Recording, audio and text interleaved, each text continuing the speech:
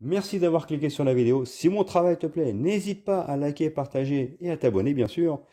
Et pour le reste, j'espère que la vidéo te plaira. A plus. Bonjour à toutes et à tous, c'est Steli68, j'espère que vous allez bien les amis. Aujourd'hui, je ne vais pas vous faire l'affront de vous faire un résumé de la Gamescom. Déjà d'une, là où je suis, je ne capte pas très bien, donc j'ai pu voir comme j'ai pu, ou surtout j'ai pu lire les différents jeux qui ont été présentés.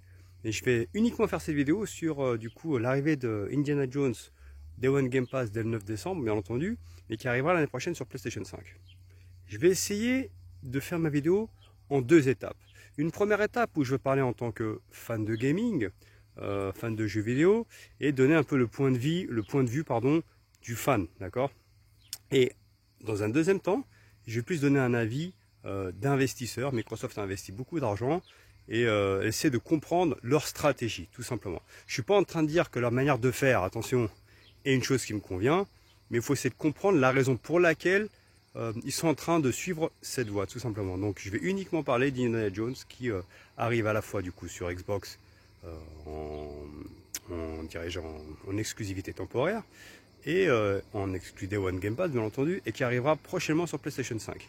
Le but est de savoir où va, attention, hein, le jeu vidéo à l'avenir, parce que là il s'agit de Microsoft, mais j'ai bien peur qu'il s'agit au final même de Sony, peut-être même de Nintendo plus tard, on ne sait pas, qui prendrait cette voie. Il faut essayer de comprendre ce qui se dit entre le discours de Microsoft, le discours de Sony aussi. Pour l'instant, c'est vrai que Nintendo est à part, mais peut-être qu'un jour, ça viendra aussi. En tout cas, il y a une stratégie assez dubitative pour moi sur le gaming, et la voie qui est en train d'être prise dans l'ensemble par le jeu vidéo est assez étrange. Soit on s'y fait, soit on ne s'y fait pas, mais va bien falloir à un moment donné s'y adapter. C'est parti, je vous en parle.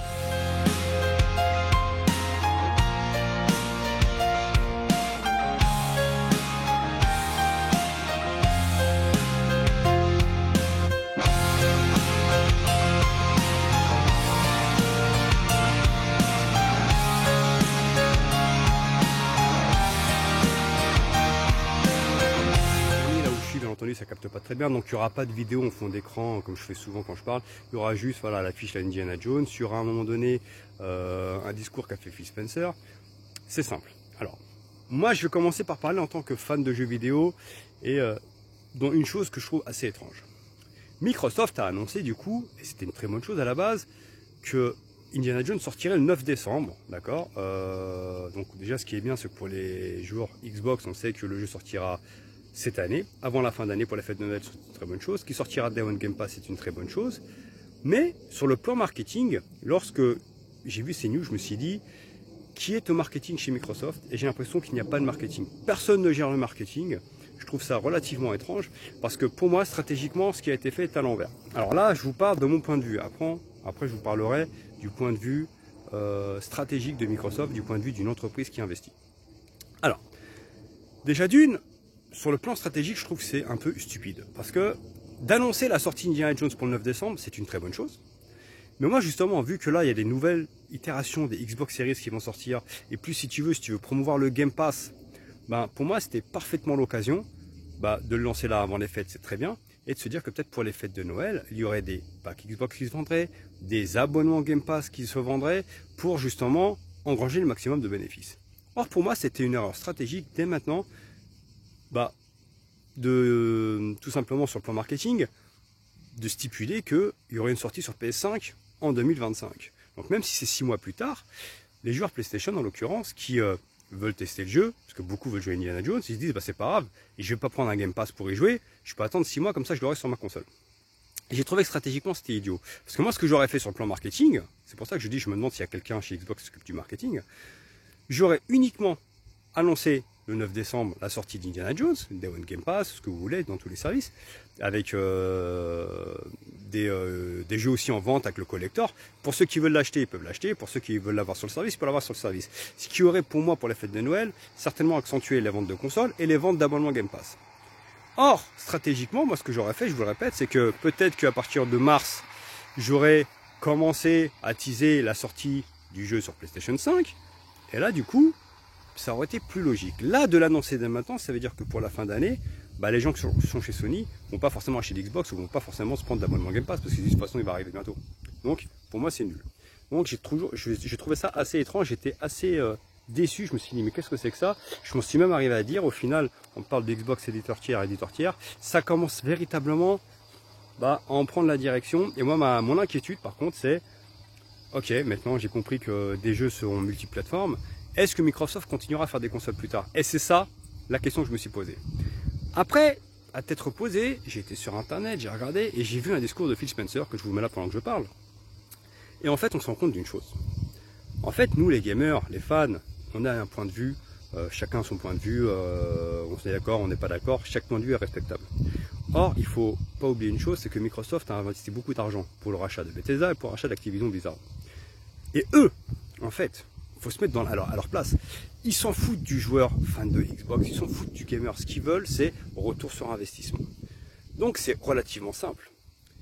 Plus tu as ton jeu qui sort sur d'autres plateformes, plus tu as des chances d'engranger de l'argent. Donc je pense que Microsoft, ce qu'ils veulent, c'est acheter le maximum de studios pour pouvoir proposer justement leur jeu Day One Game Pass pour élargir justement ce service pour qu'il y ait le maximum de titres. C'est une très bonne chose. Mais à la fois, ils se disent, on ne va pas cracher sur de l'argent qu'on peut se faire en vendant des machines sur les jeux sur d'autres consoles. Et c'est là où stratégiquement, je commence à comprendre ce que veut faire Microsoft. Ça peut plaire, ça ne peut pas plaire, mais il faut se mettre à leur place. Tu as investi de l'argent. Si tu dis les jeux restent exclusifs à notre écosystème, tu peux gagner de l'argent. Mais tu dis quand même, il y a moyen d'en gagner beaucoup plus. Parce qu'à un moment donné, on est dans une société de business, société de thunes, et les gens, c'est plus des bisounours. Il n'y a pas de on fait ça pour faire plaisir aux autres. Plus personne, c'est fini ça. Que ce soit Nintendo, PlayStation, Microsoft, personne ne fait de cadeaux. Ce qu'ils veulent, c'est chacun gagner de l'argent et avoir un retour sur investissement. Ce qui est normal, c'est comme ça que fonctionne une entreprise, sinon tu fais faillite. Donc aujourd'hui, je me dis que Microsoft, ils se sont dit, bon, on va essayer de faire les choses différemment. Microsoft rachète des studios.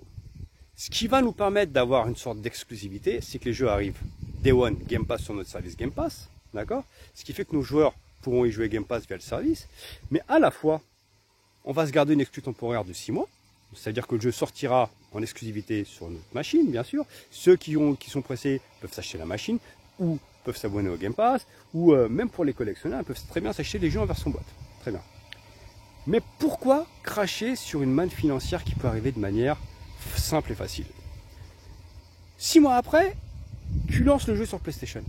Et tu le lances à 80 €, hein, d'accord? Tu ne mets pas sur les services, tu ne mets pas sur un service équivalent au Game Pass sur la concurrence. Bah pour eux, c'est du gain, c'est de l'argent. C'est-à-dire que même si tu vends 2 millions d'Indiana Jones à 80 €, c'est de l'argent qui a été récolté par Microsoft, parce qu'au final, le joueur, en achetant Indiana Jones, donnera l'argent à Microsoft. C'est Microsoft qui va encore bénéficier de cet argent. Microsoft, en bénéficiant de cet argent, va pouvoir de nouveau racheter d'autres studios pour toujours, d'accord, mettre des jeux sur le service Game Pass, ce qui fait qu'au final, ils veulent continuer sur cette voie, c'est-à-dire Day One Game Pass, exclu de 6 mois, le service est alimenté, et plus tard, il sort sur la concurrence, et les jeux seront vendus 80 €. Il y en a qui peuvent comprendre, il y en a qui peuvent apprécier, il y en a qui peuvent pas aimer. Moi, en l'occurrence, je suis assez mitigé sur ce sujet, je vais être honnête avec vous. Mais eux, du point de vue investissement, pour eux, c'est que du bénéfice, parce que quoi qu'il arrive, ils gagnent de l'argent. Donc, moi, ce que j'espère, c'est que malgré tout, les titres comme Gears, Halo, Forza, Fable, en l'occurrence, restent exclusifs à Microsoft. Parce qu'il faut aussi, pour moi, il est important qu'une machine puisse avoir son identité. PlayStation a ses jeux, Xbox a ses jeux, Nintendo a ses jeux. Et je trouve que, même s'il y a certains jeux qui sont multiplateformes, il faut à tout prix qu'il y ait certaines exclusivités qui restent pour que tu affirmes ton identité. Donc là, Phil Spencer avait dit que ce serait au cas par cas. En l'occurrence, Starfield semble rester chez Microsoft. Pour l'instant, il n'a pas l'air d'aller ailleurs. Mais en l'occurrence, Indiana Jones va passer chez PlayStation aussi. Et au final, ça reste stratégique. Tu as acheté un studio, tu engranges de l'argent, de la concurrence en le vendant à 80 €, tu permets à tes joueurs fidèles depuis plus de 20 ans via le Game Pass de pouvoir y jouer Day One, et tu laisses même le choix aux joueurs qui ne veulent pas aller au Game Pass, l'acheter en version boîte. Alors, c'est assez couillu, c'est assez risqué, les gens peuvent ne pas comprendre cette stratégie, et petit à petit, je commence à comprendre ce qui peut arriver. Alors, j'ai quand même compris dans l'ensemble qu'il semblerait que Phil Spencer voulait véritablement qu'Indiana Jones reste exclusif à Microsoft. Mais le patron, c'est Satya Nadella. Si Satya Nadella dit non, le jeu pas chez Sony, il n'a pas le choix à Spencer. Lui, c'est le patron de la branche Xbox. Mais le grand patron, c'est Microsoft. Donc au final, c'est pour ça que je pense que Indiana Jones va arriver sur PlayStation. De plus, n'oublions pas que les droits de Indiana Jones sont détenus quand même par Disney, d'accord? Donc peut-être que Disney aussi a mis son grain de sel en disant bon, en appelant Satya Nadella ou autre, je sais pas, hein. Après je ne connais pas, hein. Je pense que eux-mêmes se sont dit bon, à un moment donné, Indiana Jones c'est quand même une grosse licence, et chez nous, ce serait bien qu'on engrange le maximum d'argent, parce que je pense qu'il y a des royalties qui vont à Disney, parce que Microsoft utilise justement Indiana Jones, et la royalties à Microsoft. Au final, en se disant, si je sors chez Sony, c'est-à-dire qu'il y a beaucoup plus de royalties chez Microsoft, beaucoup plus de royalties chez Disney, et au final tout le monde s'y retrouve. C'est peut-être ça aussi, parce que c'est vraiment Disney qui en détient les droits du nom Indiana Jones. Après, est-ce que Xbox va devenir éditeur tiers? J'en sais rien pour être honnête. Je commence à me poser des questions pour être tout à fait honnête. Est-ce qu'ils vont continuer plus tard à faire des consoles et de temps en temps à sortir des jeux aussi sur d'autres machines pour engranger de l'argent, en garder certaines exclusivités pour garder leur identité, ou est-ce qu'ils veulent faire du full dématérialisé? Je ne sais pas. Mais attention, parce que je pense que cette épée de Damoclès est également au-dessus de la tête de Sony. Parce que comme vous savez, Phil Spencer a déjà parlé en disant qu'aujourd'hui le marché est amené à changer, d'accord? Les habitudes sont amenées à changer. Ce qu'ils veulent, c'est proposer le maximum de jeux sur le maximum de support pour faire de l'argent. Mais je pense que Sony aussi, notamment un discours qu'avait fait le président par intérim de Sony, qui avait plus ou moins dit la même chose que Spencer, c'est qu'aujourd'hui, les jeux vidéo coûtent très cher, les coûts de production coûtent très cher, et tu es obligé, à un moment donné, de donner des jeux dans d'autres supports pour essayer d'engranger le maximum d'argent. Parce que les exclusivités ne suffisent plus à faire vivre un écosystème. Il n'y a que Nintendo qui est capable. Soyons honnêtes, il n'y a que Nintendo qui sont à part. Parce que Nintendo ont énormément d'exclus, parce que Nintendo ne mise pas sur la technologie pure, c'est-à-dire que là, PlayStation et Xbox vont miser sur la 4K, 120 FPS, la dernière technologie la plus chère, Nintendo a toujours un train de retard. Et au final, ils misent plus sur le gameplay, et je pense que c'est comme ça qu'ils s'y retrouvent. Donc en excluant Nintendo pour le moment, je pense que Sony sera aussi amené à devoir faire ce genre de compromis afin de survivre. Parce que le monde du jeu vidéo est en train de changer, et au final, je pense qu'à l'avenir, on sera amené à consommer le jeu vidéo comme aujourd'hui on utilise les services de streaming. Netflix est arrivé, on a eu Netflix, ça a été suivi derrière par Prime Video, il y a eu maintenant Paramount+, il y a Disney+, et au final maintenant les gens s'y habituent. Et j'ai peur, je vous le dis, hein, que l'avenir du jeu soit ainsi.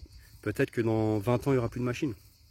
Et en fait on aura le Game Pass, il y aura le service PlayStation, le service Nintendo, et chacun pourra s'abonner aux trois pour jouer aux jeux qu'ils veulent. C'est malheureusement, je pense, l'avenir qui nous attend. D'ailleurs, il y a de plus en plus de démat, des jeux physiques qui sortent de moins en moins, il y a des machines dématérialisées qui sortent de plus en plus. Même sur les collectors, maintenant, tu as souvent des clés de jeu, tu n'as plus de boîte. C'est à se poser des questions. Alors actuellement, est-ce que je suis d'accord sur la stratégie de Microsoft? Non. Je vais être tout à fait honnête. Mais malheureusement, c'est soit on s'y fait, soit on arrête le gaming.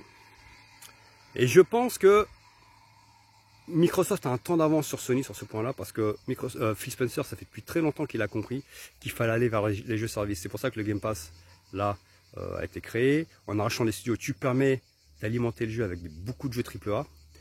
Mais j'ai pas envie que la marque Xbox disparaisse, que les machines disparaissent, hein, bien sûr. Je veux que les exclusivités restent. Donc là, pour Indiana Jones, je vous casse pas que j'étais un peu déçu qu'il sorte sur PlayStation 5. Mais s'il fallait le faire, moi j'aurais attendu le mois de mars 2025. Tu laisses les fêtes passer pour essayer d'engranger le maximum de ventes de consoles, maximum de services Game Pass, et après tu aurais pu filer chez Sony.